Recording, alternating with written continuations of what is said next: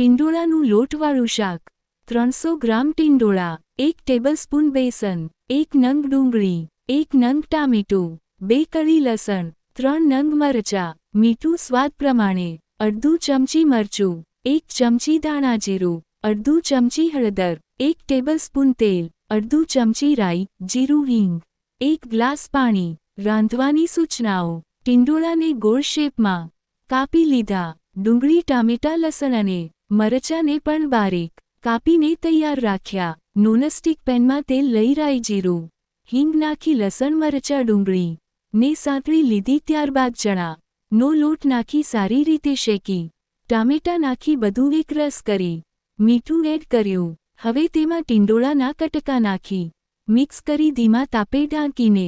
ચડવા મૂક્યું ઉપર થાળી રાખી તેમાં પાણી રેડ્યું જેથી પાણી ગરમ થઈને ટીપાં અંદર પડે એટલે શાક ચોંટે નહીં હવે શાક ચડવા આવ્યું એટલે